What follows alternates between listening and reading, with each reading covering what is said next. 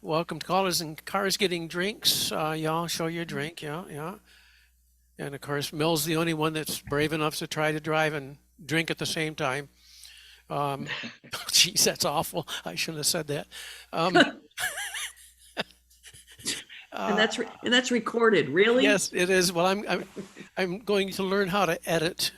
Don Beck is going to come back on and show me again. We spent 3 weeks together trying to figure out to get me to figure out how to do this, uh, or maybe it was 3 hours. Um, Yeah, so good morning, Australia. Good afternoon, America. Good evening, Europe, and whatever the rest of the world. This week, oh yes, we have recording artist Patty Greene. Okay, no, Patty has some. She's done some wonderful singing calls. Hopefully, you have at least some of them.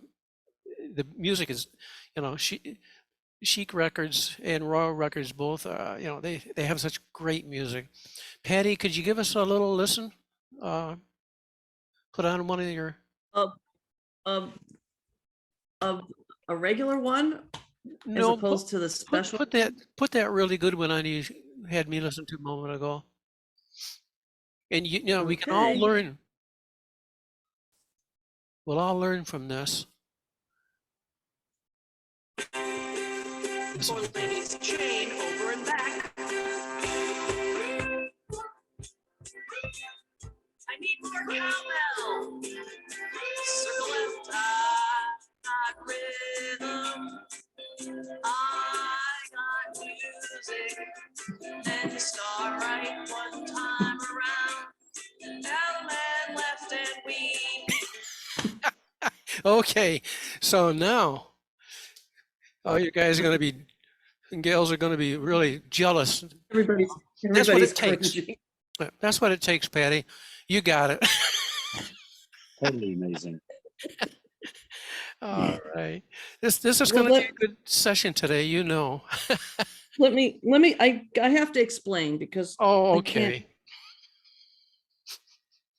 So I did my first singing call with Royal Timber, and I had never been in the studio before. And obviously I was excited. It was, it was back in when I 20, 30 years ago, 20 years ago, 25 years ago. So went down to the studio in Nashville, and I know how studios work, but I sometimes I think I'm blonde.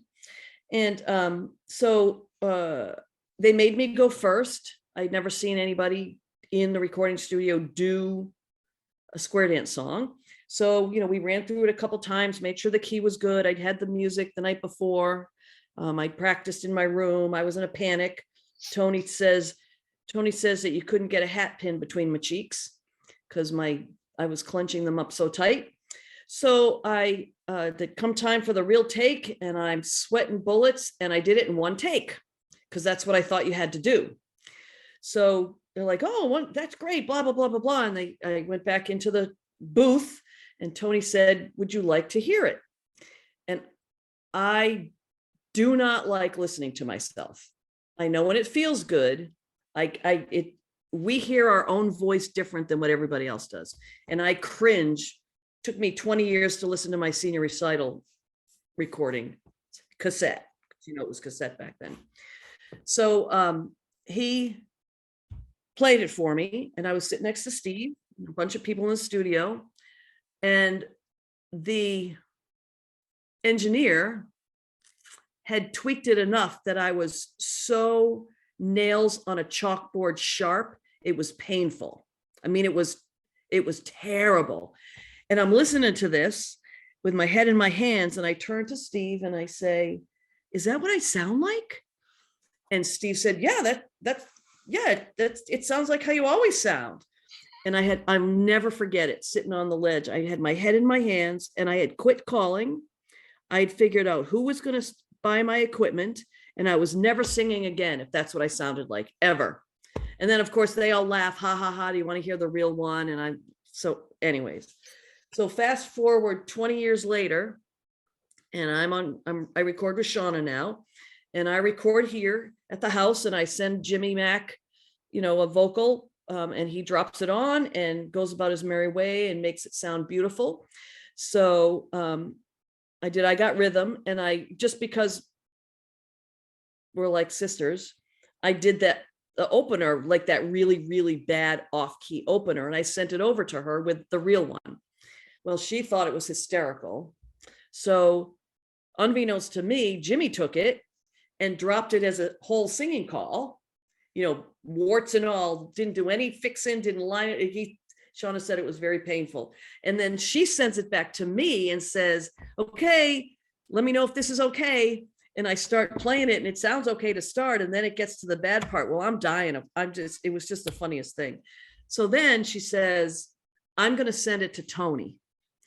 So I was in a very difficult spot at that point. And so she sends it to Tony with an email that says something like, can you listen to this? I don't know how to tell Patty that I can't use it, and she's going to have to record it. And, she was completely serious with the email. I know she's going through a lot of stuff, and, I just don't know how to tell her. I don't want to hurt her feelings. So Tony listens to it, immediately calls Shauna, and he's like speechless. I can't tell her. This is terrible. This is not, she doesn't do this.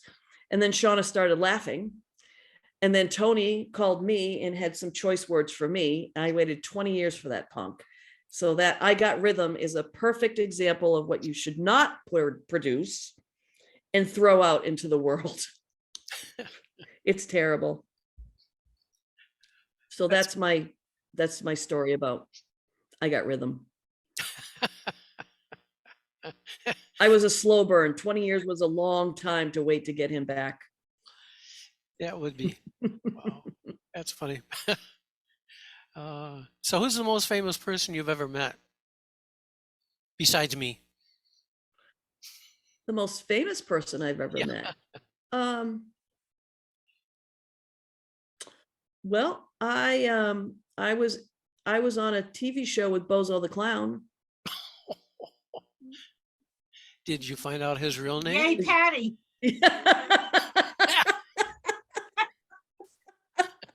And then you married him. What? Oh. Yeah. Oh, poor Steve. He's in the other room. He can't hear. I'm trying to think of who the most famous person I've met is. I think that there was somebody that went on to become a famous actor, went to summer camp for one summer at the camp I was at. I can't think of his name right now. I've met Livingston Taylor. Me, I mean, that goes without saying, but I tend to fly under the radar when it comes to famous people. But Bozo the Clown was definitely somebody that I met and I knew. Was it Bozo or Bobo? Bozo. Bozo. Oh, That was in the 70s. He had a TV show, typically what you would think of a clown on a TV show. And I think our Girl Scout troop went and we were on one of the shows, something like that. It was a long time ago. okay. So do you speak any other language other than English and square dance? The only thing I know, I took German in high school, and I know how to say "je suis fatigué" in French, which is I'm tired. I had to learn a little bit of French and a little bit of Italian when I was going through my music degree, but I did learn how to speak German. I don't know any Spanish, and I could pick up some German, not very much, but I could pick it up. Well, Hey, if you go to Patty. Montreal and call, it'll work out good because, you get tired of calling a dance. You can just go with that Chateauguay stuff and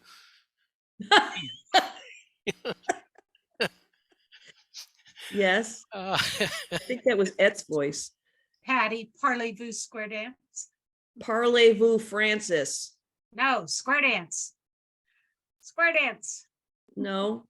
Oh yeah, I speak square dance. Oh yes, I speak the language of love. Oh, Yes. jeez. If you'd been to one of my TMI. last dances, you wouldn't say that. Yeah, well, welcome to my world. Um, so have you taught anything else other than square dancing? No, I think my only formal teaching as somebody as an instructor is square dancing. I went to school to be a teacher, a music teacher, but I quickly dropped out of that. Saw the light. I saw the light. Yes, I couldn't pass my piano proficiency. It has nothing to do with seeing a light. Yeah. I didn't know you had a passive proficiency until I was in fourth year, and they, they came to me and they said, your exam is, your piano exam is on Tuesday at 3 o'clock. I thought, what? I said, Yeah, exactly. obviously Exactly. I passed, but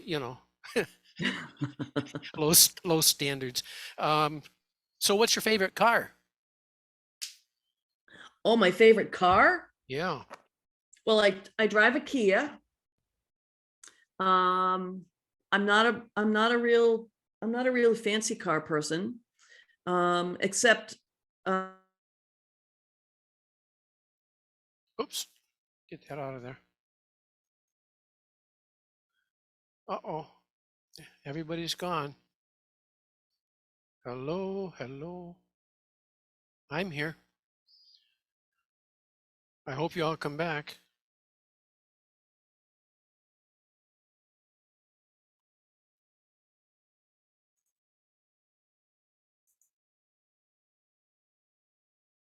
Oh no. his face froze. We did, Steve, what was that car that we rented when we went to Hawaii? Mustang.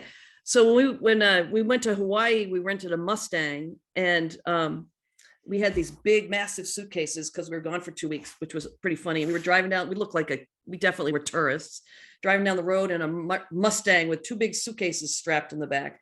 And I think that's the car. Is that the car we drove on the beach? I think we got to drive that car on the beach, which was pretty cool. I think that's when I decided I liked convertibles. Is he gone? Hey, Joe, you're on mute. Joe, you're on mute. Yeah, my whatever you call it, my Zoom disappeared for a bit there.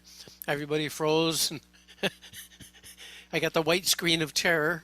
Oh, But y'all came back. That's good. So if it quits, I will restart it. okie doke. Now I do have Patty as co-host, so maybe she'll keep it going. I don't know. We'll hope. Okay, so what's your favorite motorcycle? What? I don't have a favorite motorcycle. Oh, okay. Next If question. I had to ride a motorcycle, it would have to be a trike. Because I would need 3 wheels. You don't want me on 2 wheels on something that's powered. So I would have to be in a trike, which I would like, because then you could kind of recline. If I could recline like it was a recliner, I think I would like it. And it would have to be self-driving, because then I could take a nap while I was there.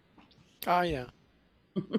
Well, I was gonna tell everybody to put since we're all in cars, put it on the cruise control and Cruise lane control. departure and all that stuff, and sit back and just enjoy the ride. Anyhow, so I have a question that you do have an answer for. What's your favorite drink? My favorite, well, This if I'm not a Scotch girl, I'm not a whiskey girl. I like the clear liquors. If I'm out and about in a social situation, I will drink a Long Island iced tea, because you only have to get one and you can nurse it. I don't like to drink water, so I drink Walmart water. We had that discussion earlier. But I would have to say, and I like I like the rosé wines. Mm. but don't give me scotch. I won't drink scotch or whiskey. My parents used to drink. One had a Manhattan, and my father had Manhattans, and my mother had martinis. Oh, that's what I like. I like a good grapefruit cosmopolitan. Hmm.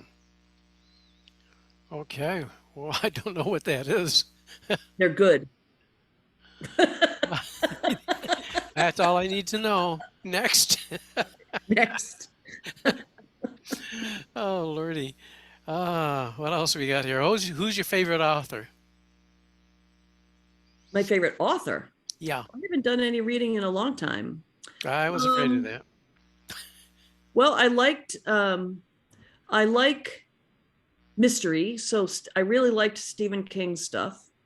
Mm, And when I was younger, because every teenage girl goes through it, I really liked J.R.R. Tolkien. that's good. Yeah. But when I was a voracious reader. My father brought us at a very young age. We were taken to the library, and um, in the library they had a summer program where just to encourage kids to read, and you got a sheet of paper and you had to read like 10 books for the summer, something. And I would always have to go back and get more sheets because I read all the time. And was reading above my grade level. I remember I went once, I don't remember what book it was, and I checked out a book and the librarian questioned as to whether it was appropriate. It wasn't a bad book, it was just up a couple levels. She questions as to whether it was appropriate for me, and I told her quite frankly that yes, it was appropriate for me. And then I went and read it. So I tend toward the mystery, and I also like some true life stuff. Mm. Okay. Have you ever been to the Keys? Florida Keys? I have never been to the Keys. It's on my bucket list. Okay. I've been to Pensacola and Okay. I've been to Punta Gorda, but I've never made it down to the Keys. Oh, and Disney. Yeah. It's on my list. Well, I'm here till the end of March. So, get in your car and come on down. Oh, yeah, yeah, sure. I'll just take a couple weeks off of work Sure. because I'm making so much money square dance calling these days. I can afford that. Yeah. We'll talk about that later. Uh,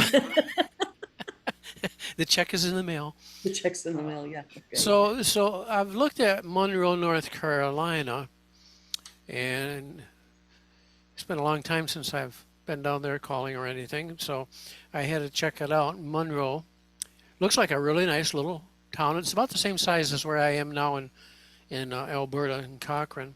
Mhm. About 35,000 people, right? So have you been to the National Whitewater Center? I have been to the National Whitewater Center. We took, who did we take there? Oh, we took, one year, my sister came down with her son, my nephew.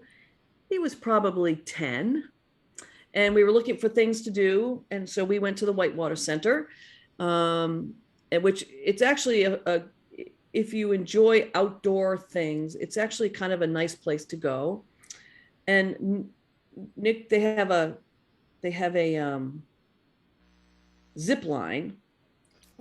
They have a big zip line, but then they have a little zip line. And Nicholas decided he wanted to go on the zip line.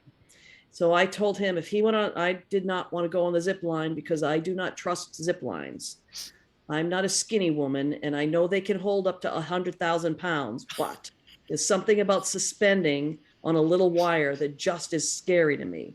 So I told him that I would go if he would go, and Nancy said she would go, my sister. So we had to climb up the tower. So we climbed up the tower. We get all the way up there, and Nicholas says, "I can't do it." Like, well, on my inside voice, I'm like, "Woohoo! If he doesn't do it, I don't have to do it." So we climbed back down. My sister went.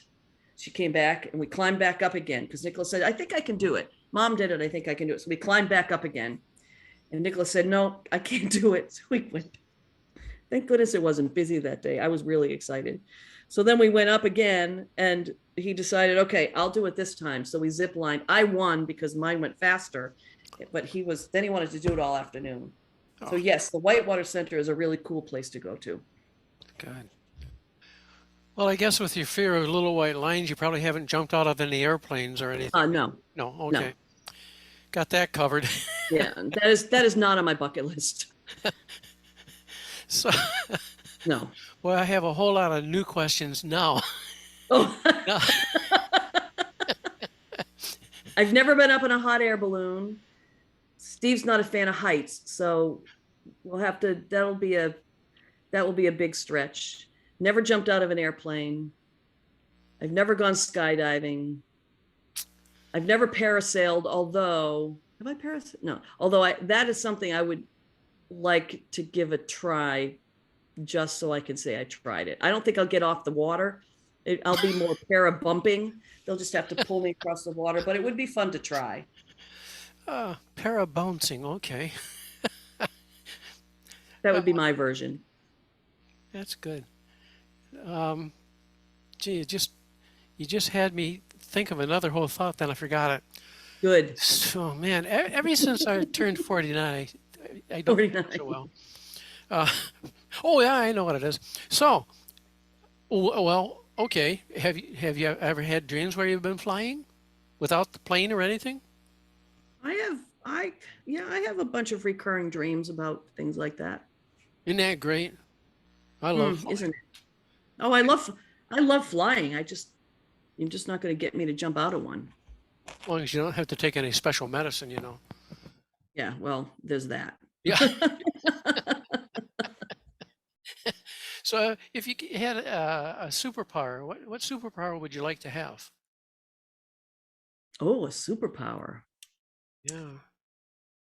You could be invisible. Well, no, well, no, because in a lot of situations I already am invisible, so I don't need to be invisible. Oh. I don't think I would want to read minds. Mm.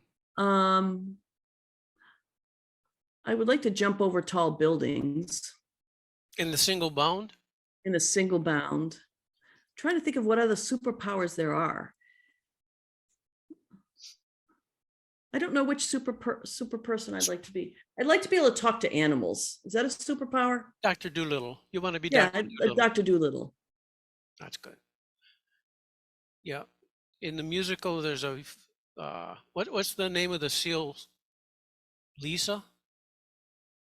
Beautiful Something song like in that. that one. Just a beautiful. Make a singing call out of that. Let me tell you. Oh, it's just gorgeous. Anyhow, okay. So we're not going to get you jumping out of planes. Okay. Can you tell us something about yourself that nobody else probably knows? I don't want to ruin any of the polls. Okay, don't do that. Okay, let's go to another one. What do you do in your downtime? Like you have downtime. Well, I like to, this is going to make me sound really lazy, but I like to sit on the couch and watch Law and Order and CSI and those shows and play games on my phone or my tablet. I think I'm a 14-year-old boy. When I mean, I'm on the run a lot. I'm involved in a lot of things. And when I have downtime, I just want to completely shut down because Yeah. I'm actually quite introverted. So when I have downtime, I just want to shut the world down. And watch my guilty pleasures, like Married with First Sight. I have to watch that late at night just to see, people yelling and screaming at each other. But that's what I do. I just like to shut down. Okay. Yeah. You're probably the first caller we've had on here that said they were introverted. That's my second talent. I've told people before what my first talent is. I don't remember what it is, so I have to ask people. But my second big talent is I lie a lot. Yeah. Every caller that's been on here has said I'm an introvert, and we are. We're. Well, I can turn it on like the best of them. But that's great. But I also am not afraid to be by myself. Oh, Introvert, just yeah. away from people. So, Cool. That's a good that's a good thing, because some people they aren't comfortable in their own skins. Um, so what do you do to de-stress? Like, supposing you had called what you thought was a really lousy dance and you can't get it out of your head, or everything has just been piling up on you anyhow. Is there anything special you do? eat. No, I don't, no, No. no, not the drinking, but I do have a problem with food. And frankly, I pray. Okay. So, and usually I just put on the radio and crank it up on my ride home and just try and forget about everything. So I can just hit a reset button. Ah, well, that's one way to do it.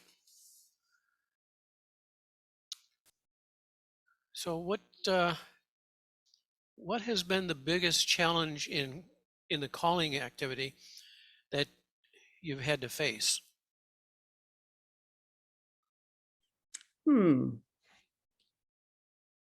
Well,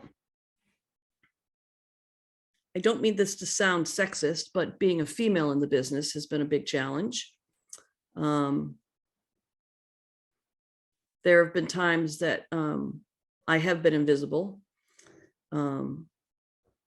like I wasn't even there until, I worked very hard to prove myself that I was not, going to be a flighty, person. I'm pretty grounded. I think the biggest challenge was, frankly, surviving being the chairman of Call Lab.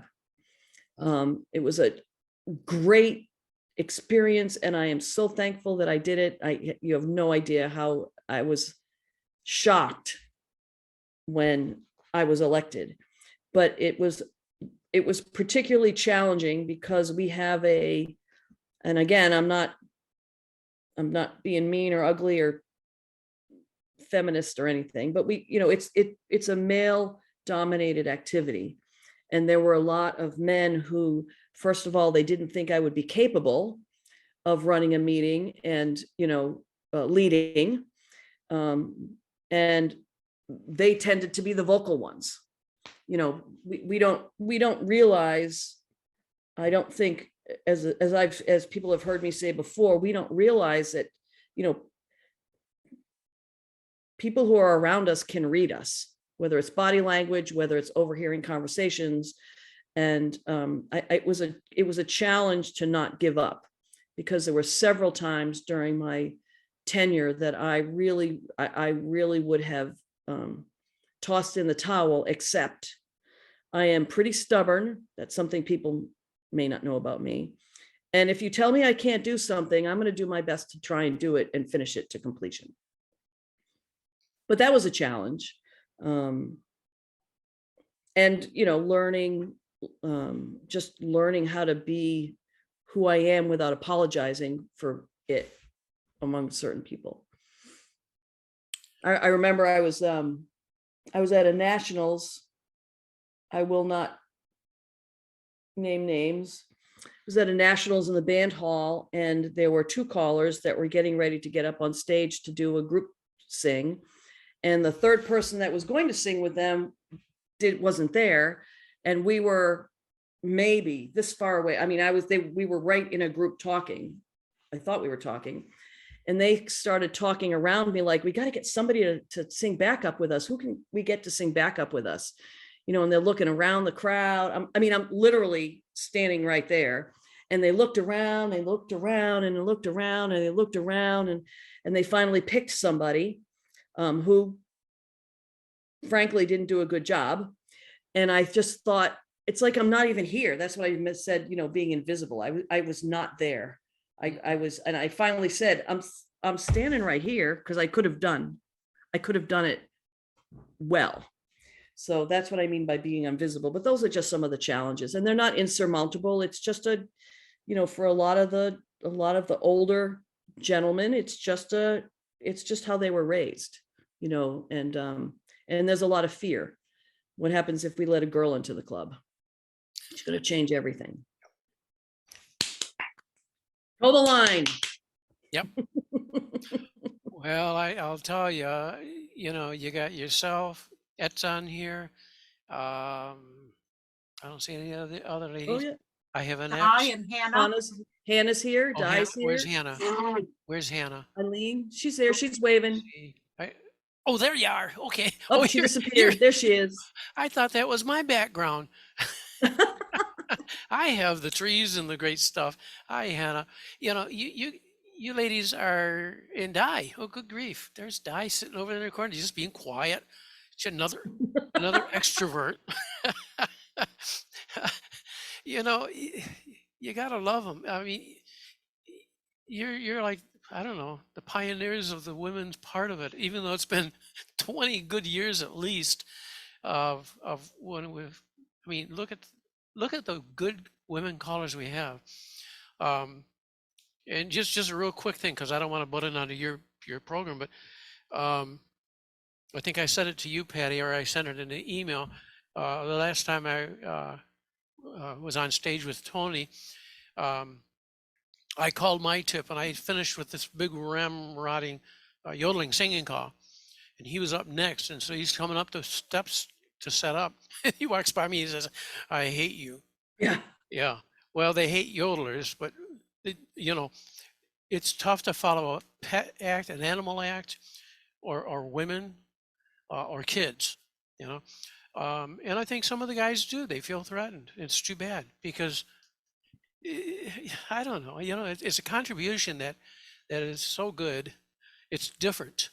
You know, like I love listening to Di's singing calls. And Patty, yours the same thing. It's got choreography that blows me away. You know, Hannah, I haven't had the opportunity to dance you yet. Hannah's great. Yeah. We is love Hannah. Okay. Gonna have to search some Google stuff to find some YouTubes. I'm gonna have to, and I don't, hopefully, Hannah, I hope you got an email from me asking you to be on these interviews. Because Ed sent me your email address, I think. Anyhow, so let's get back to Patty. Woo! Yeah. Could you tell us a little story about that headwear you're wearing? Is that like a Oh, this is a my, rain protector or? no, I'm, my legacy, my call lab legacy from my chairmanship was going to be tiaras.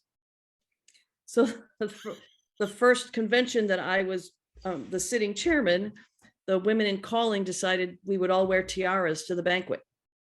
And I have a whole drawer full of tiaras now. It's kind of known. And then the second year we all wore tiaras and some of the guys wore tiaras. So now it's kind of a thing. If I'm dressed up and doing something formal, one of our local clubs had a black tie and tiara Christmas party. So that's what it is. It gets people, whatever gets people laughing and putting a smile on their face and talking about, something else is worth it to me. Yeah, that's good. So that's what this sparkly thing is. It becomes you. Well, thank you. This was the original. This is the one that started it all. Looks like you belong in England, you know, with the queenly wave, which I can't say much about because we'd be kicked off of Zoom. It has to do with, I don't know if you were at the International Gay Convention in Vancouver the one year they had the Queen imitator from Canada there, and he taught us all how to do the queenly wave. Not something I can tell you about on live TV.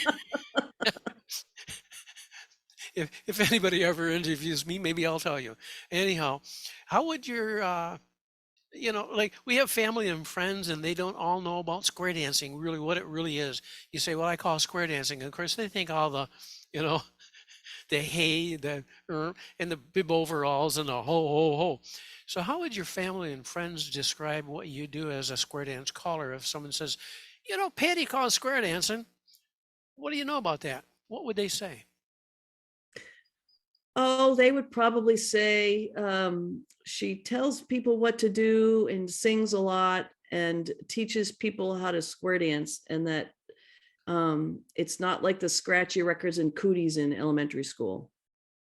Oh, that's good. Wow, that's good. They know more than a lot of people. So how would you describe yourself in one word?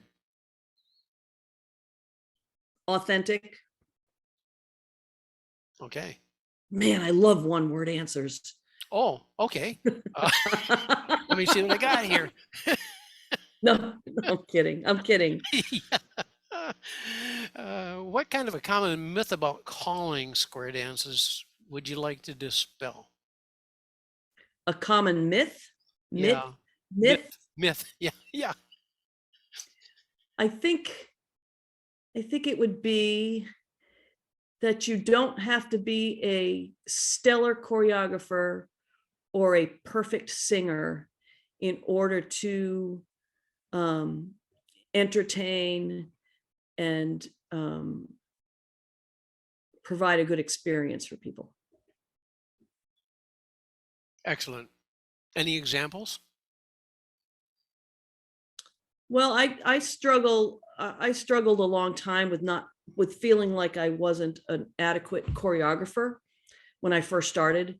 Actually, my first caller school, we were taken to the basement and we were taught how to, this is like Green 101, we were taught how to sight call. And so I went away for my first year and I really struggled with that because I just don't see it. I mean, I see more of it now, but it was a real struggle for me. And the next year I came back and Johnny Preston was on staff, and I was going to quit because that's what they really focused with us. And I was going to quit because I didn't think I was going to be capable of doing it. I'd been doing singing calls, but you got to do the other half too. And he told me that you use whatever tools that you have in your toolbox to give somebody a good dance.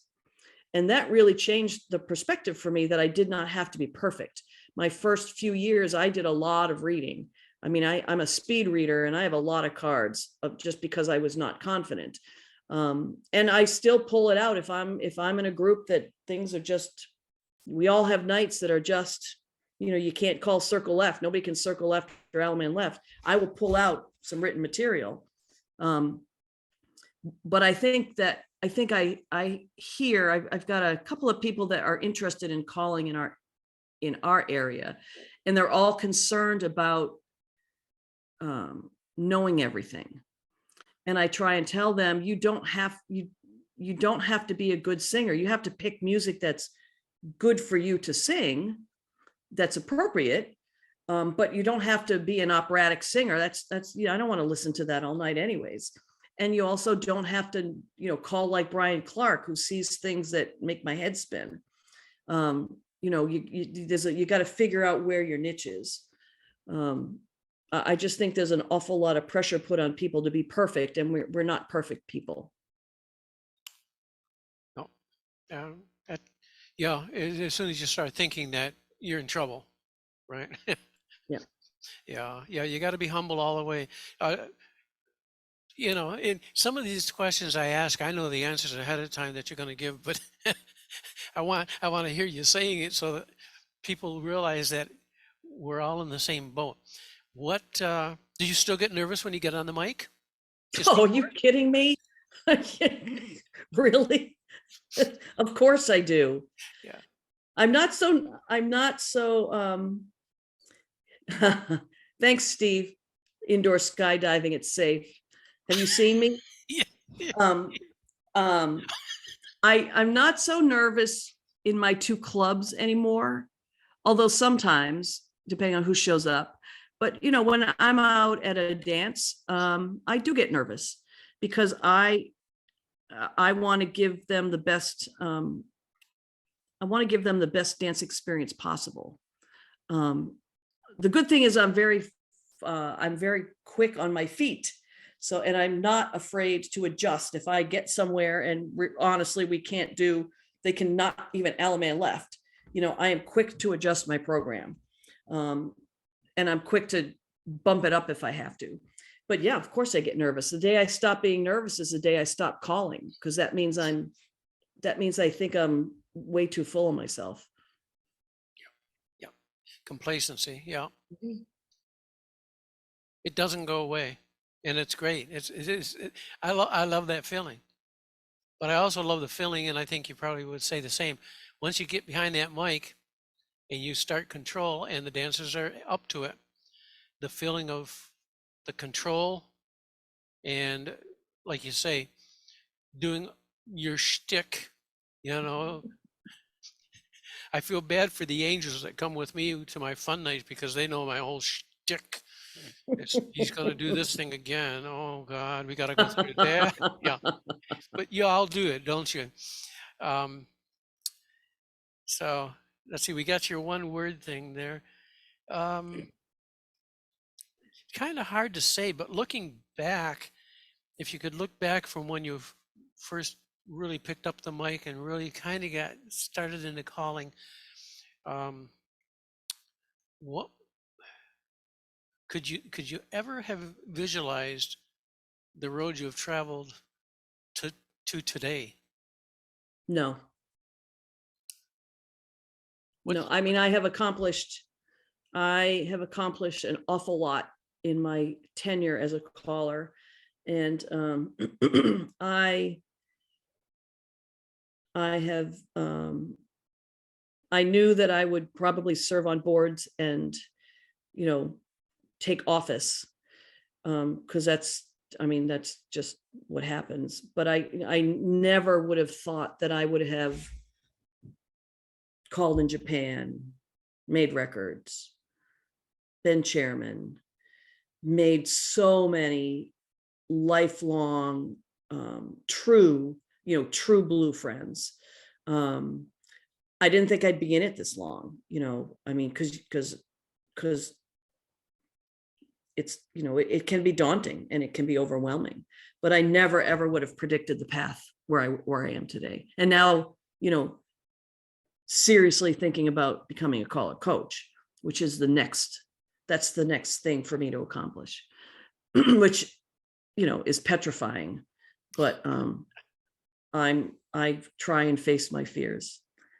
So maybe I'll go to the indoor skydiving because it's safe. They got big bouncy pillows on the floor. What are you worrying about? Yeah, really. Under that, there's water. Can you swim? Yeah, I can swim. Okay, you're safe. You're safe. So what's the most embarrassing thing that has happened to you on the mic? On the mic. Yeah. Well, let's see. Well, I was been trying to think of something, because I knew you'd ask me something like that. Well,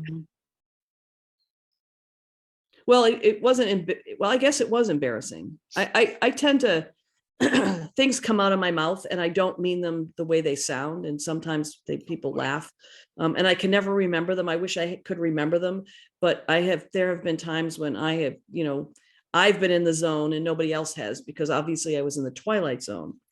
But one embarrassing thing was at nationals. Actually, my most embarrassing, now that I think about it, my most embarrassing moments are surrounded by the Ghost Riders. I think there's something there. I might have to have words with them. So two things at the nationals. The first was, and because now it's a running joke with us. So I was going to do, it was like one of the first couple of years that I was with the band in nationals. And I love live music. I love singing with the band. And you rehearse in the morning and then you perform it at night. And I don't even know what I was doing. I'm just gonna say Walking After Midnight. I don't even know what the song was. And we rehearsed during the day. And I'm nervous because there's a crap ton of people on that band floor. And we get up and I, say hi to the band and blah, blah, blah. And I'm ready. I'm gonna do my walk-in. And they played Brandy. And I went, oh, okay. And I shifted gears and I did the song that we didn't rehearse. Well, they did that for a couple of years in a row, and now it's fun. Now they think it's funny to not play the song that I've rehearsed with them. That's awful. But the funniest, I thought it was the funniest. The funniest one was the year that Rollin' in the Deep came out. and the band learned Rolling in the Deep, which is a pretty big song. And so we rehearsed it, and it's a very hard song to come in at the right spot because, it's just difficult to know exactly when to start. There's no big chord that says come in. So we rehearsed it, and I got up there and I turned around and looked at them, we're really concentrating, and they start playing the song, and I'm blah, there's a fire. And I'm like, we all went, oh, she came in the right spot. Awesome. And I turned around and the floor was standing still because I forgot to say circle left. They were just standing there listening to me sing. And we were so excited. It didn't matter what was going on. I'm like, circle left. And then I thought, oh, really, Patty? So that was pretty embarrassing. That's really good. It was pretty funny. People laughed yeah. about it. It was really funny because everybody knew what they were supposed to do, but they were not budging for nothing till I told them to circle left. Yep. Perfect. Now, I'm not sure if these poll questions went up on the screen before I meant to put them up there. It looks like it was up there on everybody's screen maybe beforehand, and people have already answered some of them, I think. So I'm gonna put the poll thing up and see what happens. Okay. Okay. It says ascended. Well, I'll be darned. Let me go to the core questions. So yes, some people already answered. Okay. Doesn't matter. So let's look at these here thing. So these are two lies and a truth. Okay. So she has here, I sang with Bo and Bill Winokur band at the last hurrah in Boston. Jill, can you post the poll? Can you see it? No. It says share results. Okay. I told you I was new. Okay. So you can read that first. Oh, not only if they've been up, nobody actually took the poll. Well, it looks like they did because only five people took it. Well, we're going to go back and is there a way of relaunching this and starting it over again? It's okay. Send it. It says it's ended. So two truths and a lie. Okay. Yeah. No, two truths and a lie. Okay. Can you see it now, everybody? Okay. So you pick the ones, and unfortunately, I guess, because I messed it up. That's okay. We can do a show of hands. Oh yeah, yeah. We can do a voice. So let's go with this one here. The first question is that she sang with Bo and Bill Winokur, or she was brought up on stage to sing with Livingston Taylor in Peterborough, New Hampshire during a small concert there, or that she sang in her first coffee house in Plymouth, New Hampshire. So we want to know which one you think is the truth. No, which one's the lie? Well, there's two lies, aren't there? No, there's one lie and two truths. Oh, one lie and two truths. Okay. Duh. You see why I'm so popular? I'm just slow as heck. So it looks like everybody thinks that the coffee house is the lie. Yeah. Okay. Anybody have another guess? Anybody think that's what they think is the lie on that one? Oh, Di says. Di thinks one. First one. You're guessing what, the first one? Yeah. Okay. You think the first one's the truth? The lie. No, the I lie. sang with Bo and Bill Winokur. Oh, okay. Let's go with that. So Patty, tell us about that. Okay, so I went to school in Plymouth, New Hampshire, and I actually did sing in a coffee house. I sang a song that had two chords because that was all I could remember, and I haven't played in a coffee house since. So that one's true. I was not brought up on stage to sing with Livingston Taylor. That one's false. I did sit in the front row at the Folkway in New Hampshire for a concert of his, and it was really cool. It was in it was a coffee house place that they had converted a living room into a stage. And I actually did sing with the Winneker Swing Orchestra at the last hurrah.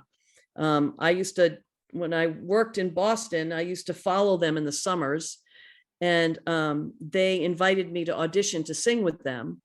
My one regret that I didn't go through with. And I went down to Boston to audition, and the last hurrah was a jazz big band club underneath the world famous Parker House downstairs, which it's no longer, it is now a exercise room from what I hear. But I did sing I had one evening, I sang some standards with the Winneker band. They were a pretty popular band in Boston. So that one's true. Oh, I okay. really regret not pursuing that. Well, you never know where those roads are going to go. You know, you That's set right. your goal and you take that little trip, and then all of a sudden something goes off this way, and you set another goal, and then it goes this way, and so you're where Yep, you're at now. You're where you should be. We, that's right. I think we're all going to agree. We're glad you didn't do that because you probably wouldn't be here. And we like Yeah, you right where we got you. thanks. Okay, so number 2, she won first place in a karaoke contest on a cruise. She was a member of a judo fraternity. I believe that. Um, and competed in local tournaments. And I was once hypnotized and transformed into an elegant ballerina and danced off the stage on my tippy toes. Hmm, I don't know. Which one you think's the lie? Well, it says they think that the lie, I don't know how the voting really goes here. Most people voted for the I won a first place in a karaoke contest on a cruise. That's probably the lie. 2? Okay. Tarek says 2 was a member of a judo fraternity. I see her as being, she's tough. I think she was judo. I wouldn't mess with her. Anybody else? Okay, Judy, Patty, tell us the truth. Okay, so I actually won second place in the karaoke contest on our cruise, and I beat out it was me, and then a man my age won first prize, and he won first because he was dancing all over the place. And we both beat out she must have been 17-year-old girl who was all that. And she's never been said no to in her entire life. And when she found out that she didn't win, I think she placed fourth or third, she pitched a hissy fit. So that one's false. But I was in college, I was a member of the judo fraternity. I had a white belt, and the only thing that saved me was I sweat, so they couldn't get a hold of me because they grabbed my wrist, so they would slip around. And in our freshman orientation, we had a hypnotist come up at Plymouth, and and I was hypnotized. I did end up on stage, and he did tell me that I was a prima ballerina. And apparently I got up, and I was wearing, remember the fry boots? The boots that they're not, you don't do anything graceful in them. Apparently I got up in those fry boots, and I was twirling around, and I pirouetted off the stage, like off the front of the stage, which was about 4 feet up off the ground. And I am not elegant, so my friends thought that was hysterical. So that one's true. Always good to have friends like that, eh? That's right. Gee. Okay, so the next one says, I don't eat anything that swims.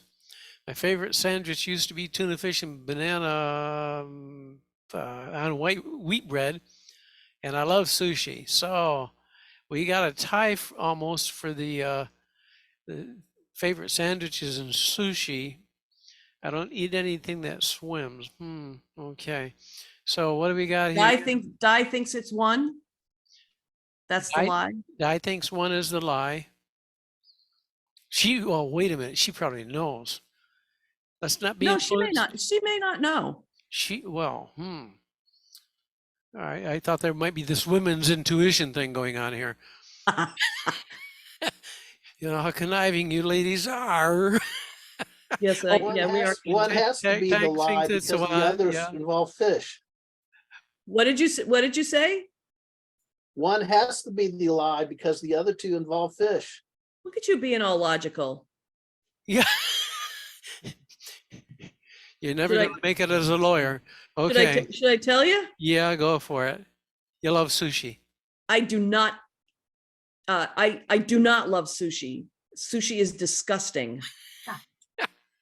I do not eat fish at all. I only eat like Subway tuna. I do not eat any fish. And my favorite, my sister reminded me about this one. She said everyone would think this was a lie. When, because the rotation was peanut butter and jelly, bologna, egg salad, and tuna.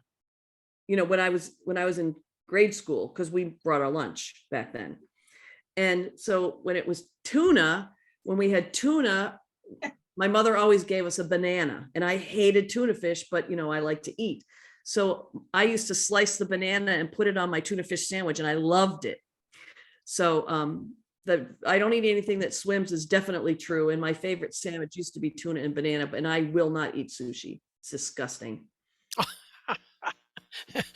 Well, I don't know if you noticed, but we lost two participants because Because I eat tuna on the banana. sushi. No, I think it was the Oh, sushi the comment. sushi. And we had some sushi lovers on there. You offended Sushi them. lovers. Steve loves sushi. He Tuna loves swims. what? Tuna swims. It's not the same.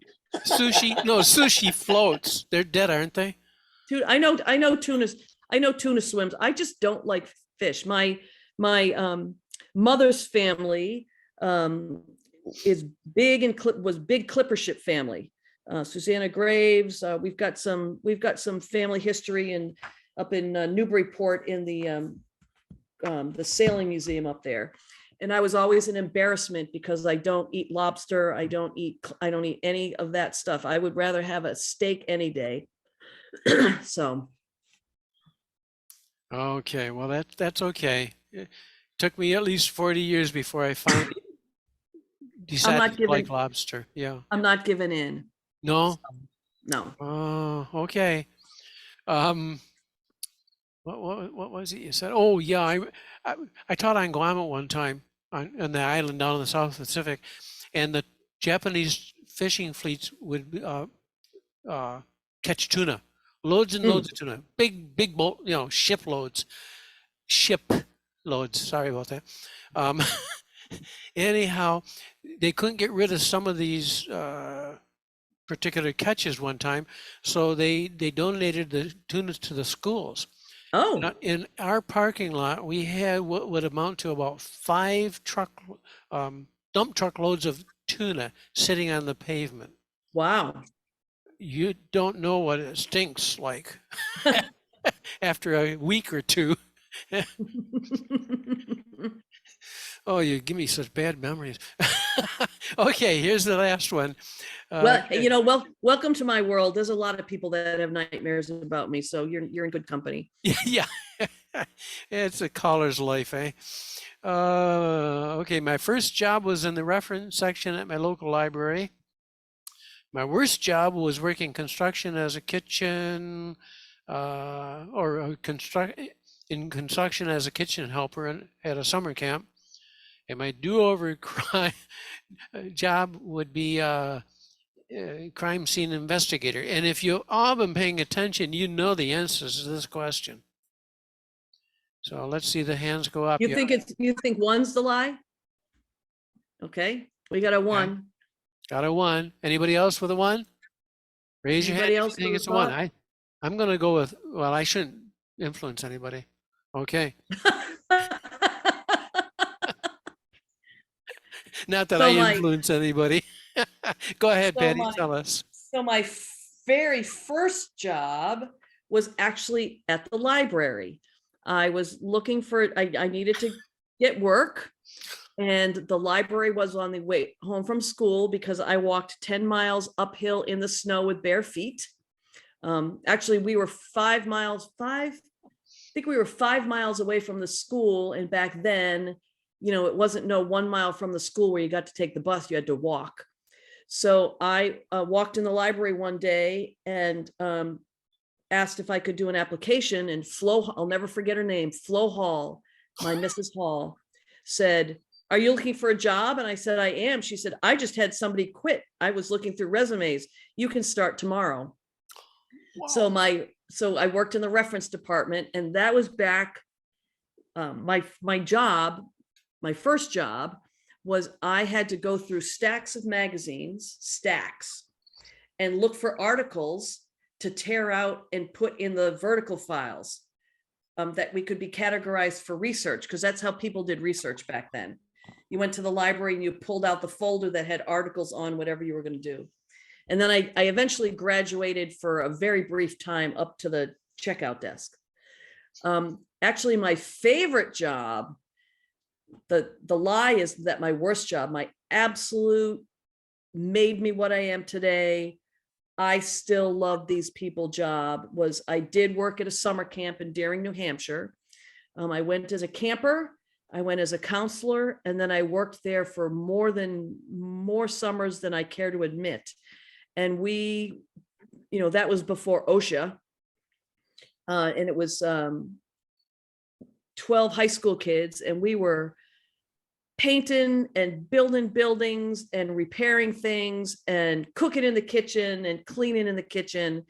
I learned how to sweat pipes back then, and I was the only one allowed in the shop to sharpen chainsaws, because we all used chainsaws, and I ran the dump truck, and I learned how to cook for 150 people, and that was my best job in the world. That truly made me who I am today. And I still, that's let's see, I'm gonna be 62 here, so that would be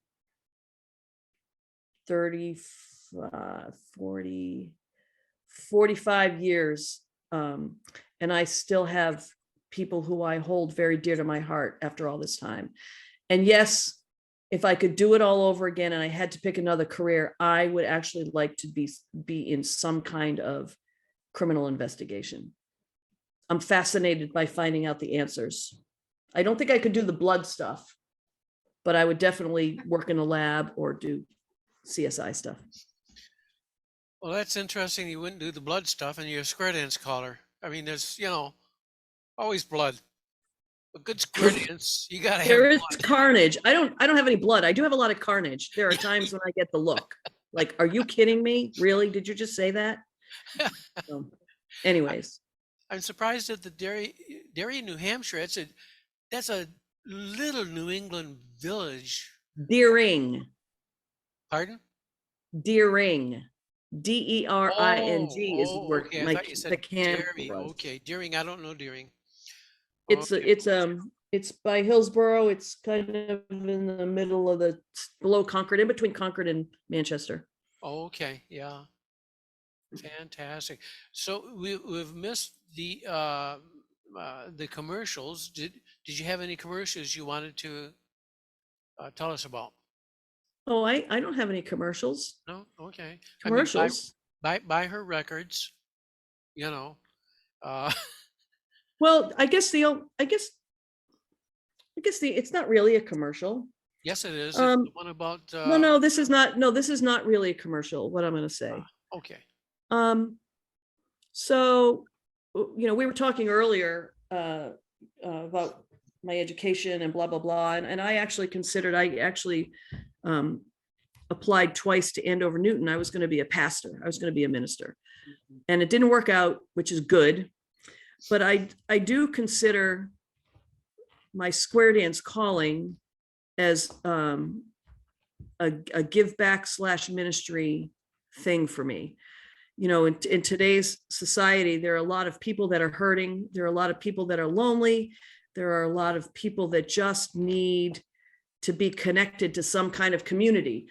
And excuse me, I think that square dancing offers that to a lot of people who cross our paths.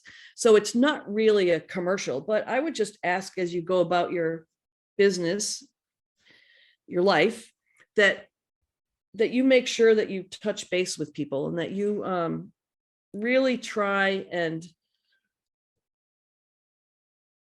I try very hard, and I've trained my clubs. I've tried to train my clubs to make sure that anybody who walks through the door is greeted and is a member of the family. Doesn't matter what they look like or who they are or how they're dressed. And I think that we need more of that in today's society. That's I just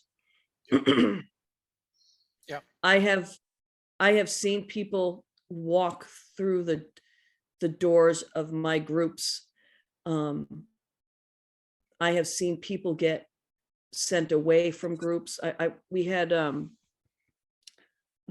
we are going to have a fun night for class, and I couldn't do it, and I got somebody else to do it for me. This was a few years ago. Excuse me. And a single woman came in, and everybody thinks that single women are pariahs. I do not. And a single woman came in, and the caller told her, and she was willing to, apparently she was willing to dance either side. She didn't care. And the caller told her she could not, I was so livid. She could not dance unless she had a partner. She had to bring a partner or find a partner. She could not dance. And that was his message to her. Well, come to find out, one of the local singles club, a very active singles club, had sent their members out looking for things for their members to do together. You know, somebody went to a bowling, they went all over the place. And guess what activity they did not pick? They didn't pick square dancing. Livid. If somebody walks in that door, one of my clubs, if you walked through my door and they didn't know you and we were like in the middle of a tip, this is what you would see. They'd be looking, trying to get over to say hello to you and make a connection. So that's my commercial is, we have a lot of people who could use the fellowship piece. And it doesn't take much in the middle of a plus dance if somebody new comes in to do a quick beginner tip to give them a taste. That's it. Down from the soapbox. No, that's absolutely perfect. And I think everybody on here is going to agree 150%. My activity down here in the Keys, we don't dance much of a level, although we do have a square and a half of plus dancers who do a quite nice job. But it's taken, not counting COVID, it's taken one couple 5 years to get to where they smile. And they're smiling this year, and it feels so good. So yeah, we've got to remember that every person is a library. They have feelings that we've got to consider. So that was a really good one. Okay, I've only got two other questions then, or whatever, before I'll open it up to the floor because they might have some questions that you don't want to answer. Anyhow, Doesn't bother me. Before we lose everything, how would you like to be remembered? Whether it's with square dancing, I mean, obviously it's life in total. How would you like to be remembered? Well, I would certainly like to be remembered fondly. I wouldn't want, if people thought about me, I wouldn't want them to just, cringe and have the hair on the back of their neck stand up like, some people that I will remember. I think I would like to be remembered as somebody who cared and was authentic and genuine. And if you see, no matter what world you see me in, you would recognize me because I would be the same. And, somebody that tried to make the space around her a little better when I come into it than, when I leave. Super. That's how I'd like to remember. Super. Well, I think that's why we will remember you. Yeah. And we think of you that way now today. We don't want to go to that end point. One thing I wondered is if we could get Steve in here, how does Steve think? Hey, Steve. Yeah, I want to ask him a question. Joe has a question for you.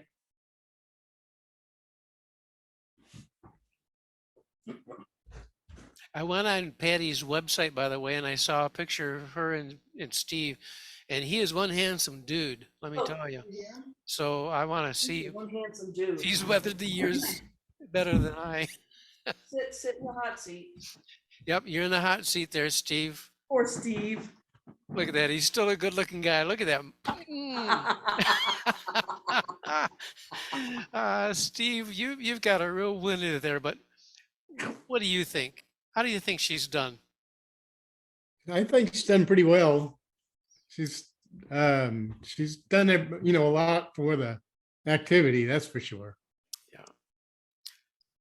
You know, it's got to be different for you than it has been for people like the guys here that are callers, and any of the lady callers here. We could ask the same question, but you know, it's not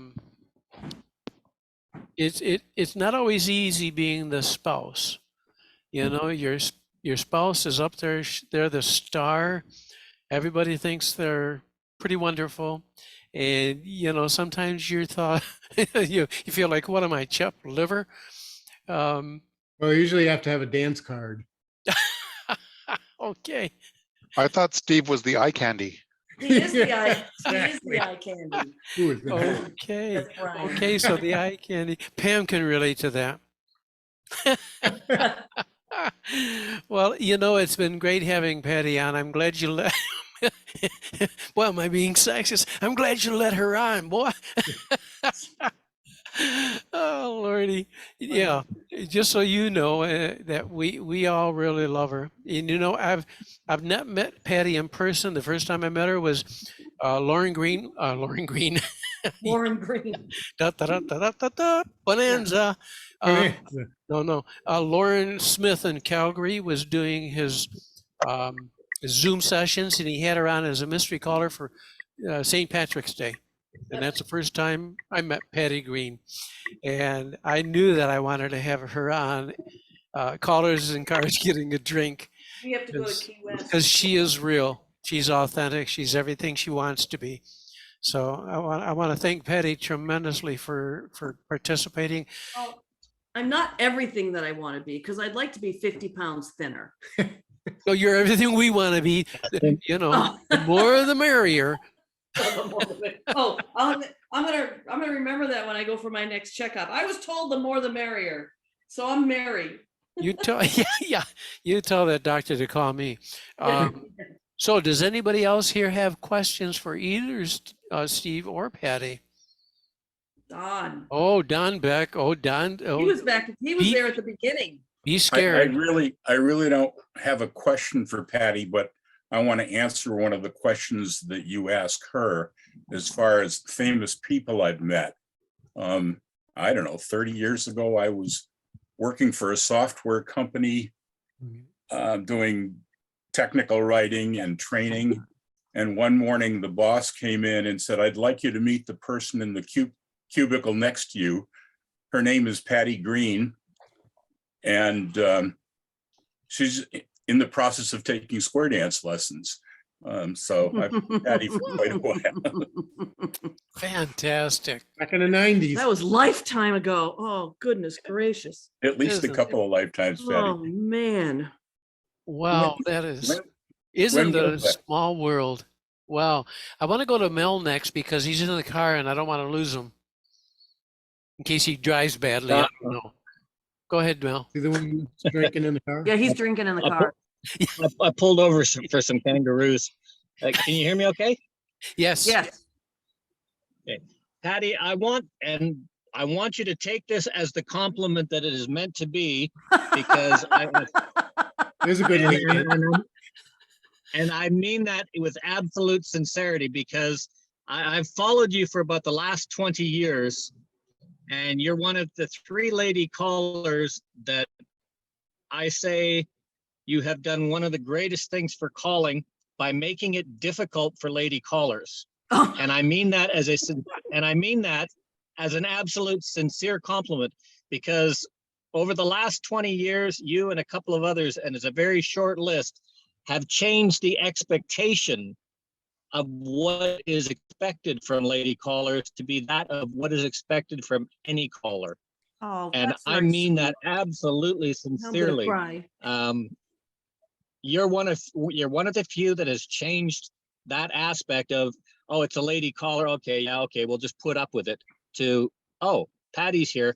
We're gonna have a dance. There's a caller Oh, here, I and we're appreciate going that. to have Thank a you. dance. And well done. Thank you. I Keep making it, sincerely appreciate that. making it hard for all of us. That's not my intent. Okay. And let me Well, go. and I know that there's no other way to say that, but I did want to say, do take that as a compliment that it is meant to be. Thank you. Because Thank you you. have done wonderful things, not just behind the mic, but behind the scenes on the mic for women in calling Thank you. and for callers in general. Thank you. Okay, next I want to go to the show called This Is Your Life by Ralph Edwards. Do y'all remember who that is? You have to be pretty old to know that. It was like he would bring out people from your past and say, do you remember? And this person would be behind the screen and the voice would say, well, you were in second grade and I blah, blah, blah, blah, blah, blah. And you're supposed to remember. So now, Patty, this is your life. And I want to say, here's Brian. Oh, no, not Brian. You remember? Hello, Patty. Not Brian. I'm so scared. So Patty, you mentioned earlier that you feel invisible, and I will let you know that whenever I was going to nationals or whenever I was going to Color Lab, I made it a point to seek out wherever Patty was. Not necessarily to see you calling, because I was more interested in interacting with you and talking to you. And you're one of the nicest people I know. And you know, funny part is you just happen to be a caller. And I don't judge you based on your calling ability. I judge you based on how you interact with people and how you treat people, and you're amazing. Oh, I love you, Brian. I remember. Steve, do you have some tissues there? I'm Yeah. crying. This wasn't You supposed should to be, happen. yes. That's I nice. can't drive and cry. Oh, yes, I can. I have before. Yes. Thank you. Thank you, Brian. That's very kind of you. You know, I love you too. Although I never want to follow you again in a DVD hall. Okay, I'd like to go back over here to Ed. Hi, Patty. So I'd like to know, when you first started calling, and from one of your mentors, you know, your callers who guided you and whatever, is there any quote that person might have said to you that you remembered all these years and look back and either laugh at or internalize or pass along to others? Anything that person might have said to you as you were learning calling? Well, I think that the one thing that people quietly told me, what, you know, behind the scenes, was to believe in myself. That was the first thing. But the second really was to not feel like I had to be like somebody else, and that I could do it as me. You know, we all want to, I remember I met Deborah Carroll Jones in a bathroom.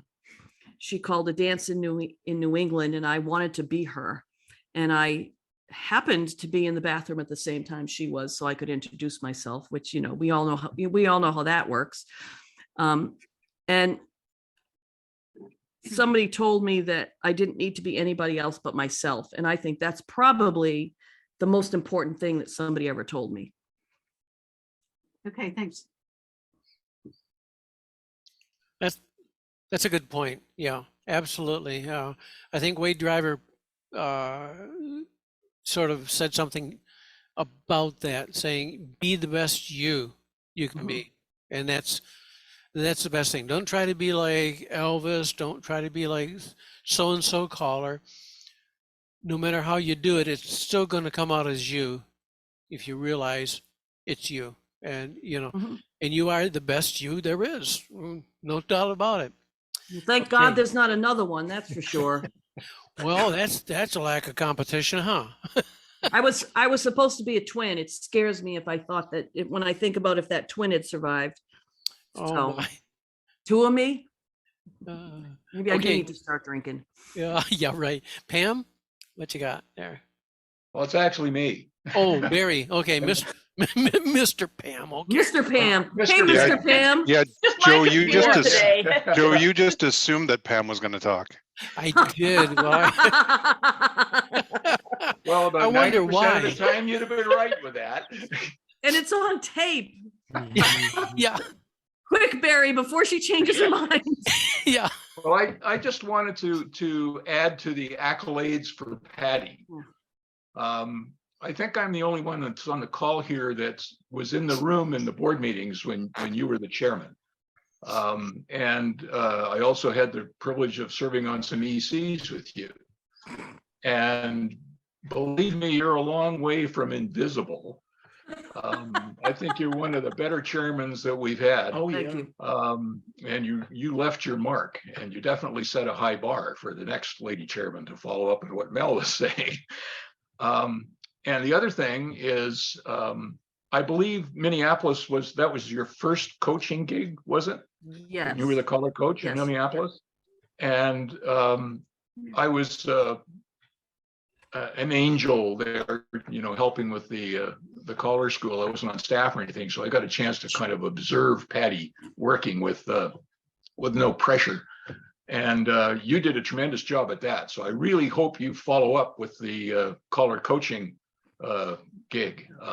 It's a bit of a tough road to hoe, having just been through it recently myself, but I think you'll be great at it. Thank you. And for being invisible, it seemed to me every time I looked at the lobby of the hotel, you were surrounded by this pack of gay men who just loved you. Of course they Standing did. with your tiara, and they Well, just I hung on every word. that's because I already have a drag name. Oh, what is it? What, Oh, patio what is it, furniture? Patty? No. Oh, that would have been a good one. Patio It's taken. furniture? It's Yeah. been taken. It's been taken. There's a guy in Toronto here who has that. So Yes. you Well, can't have. no, Yeah. I say it would have been a good one because at camp, which if you ever spend any time with me, eventually it's going to come into the conversation. We had a band, a legit band. The Biff Jackson group, and all the staff members had names like Misinformation, and it was plays on word. Patio furniture would have been perfect. Yeah. But I am Tish Ladish. Oh, yes. So Tish works. Ladish. Okay, Patty, in 2024, you just bring Tish Ladish in your luggage. Tish comes with me all the time. Oh, good. Tish is always there. Oh, God. Okay. Fantastic. Well, I love people. Obviously. I mean, it's this. I love. We just had 50 square dances to the house last Saturday for brunch. It was supposed to be 20, and I didn't screen the email list that Harvey sent me from our club, and it went to everybody. And what I loved, and I've talked about several people about this, what I loved was to be a fly on the wall in my own house and to hear our dancers.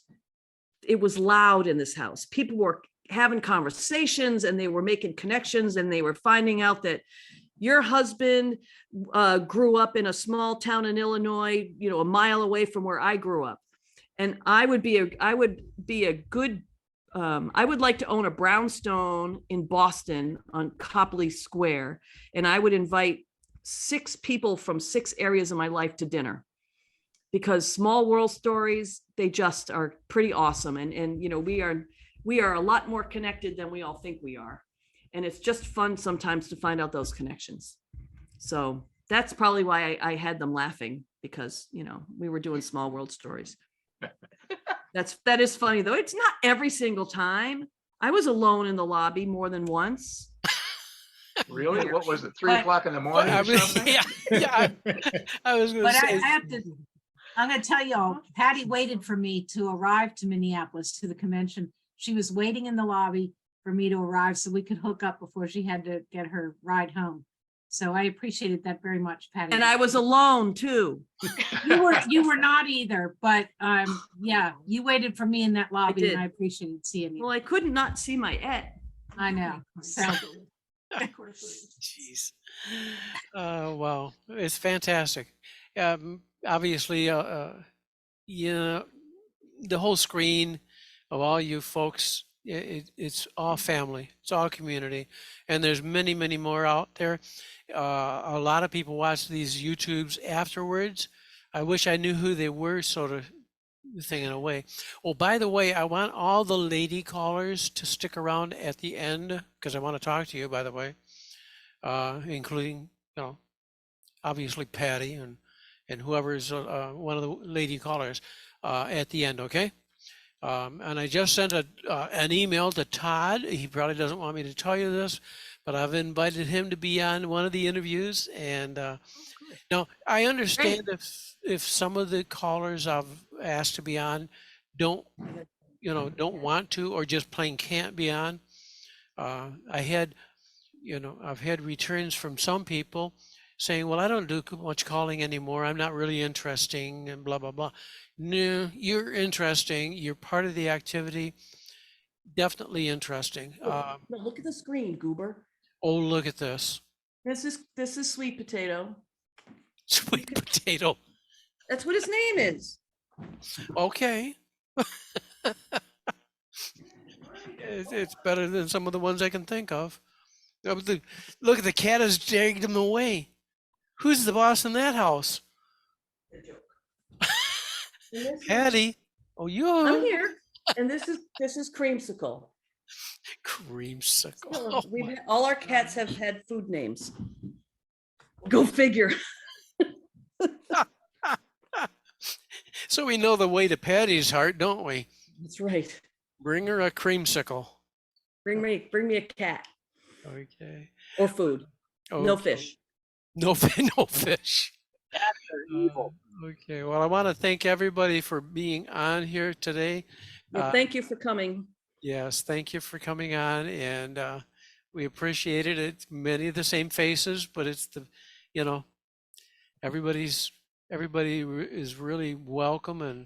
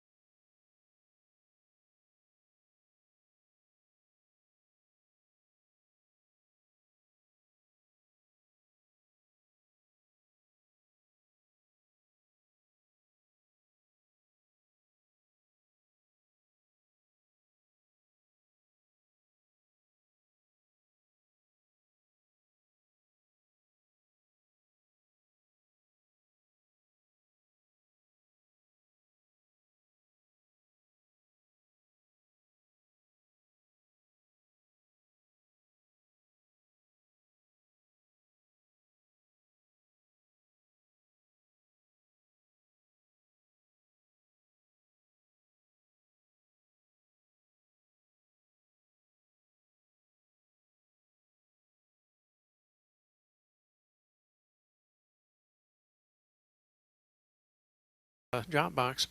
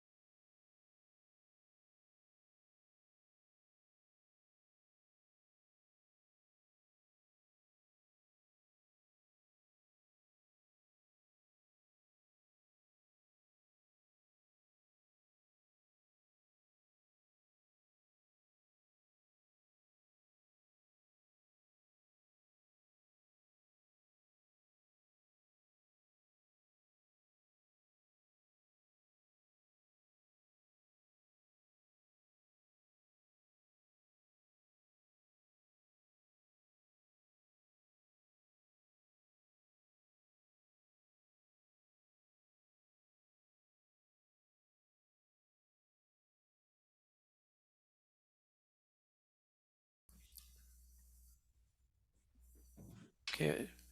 It's funny, I pushed my recording button. It didn't talk to me though. It didn't say I'm recording. So I'm Good gonna, thing you got a backup. Yeah. yes, I got Steve. I'll be glad when Steve gets back to Texas so he doesn't have so much chance of losing his Dropbox. Anyhow, so yeah,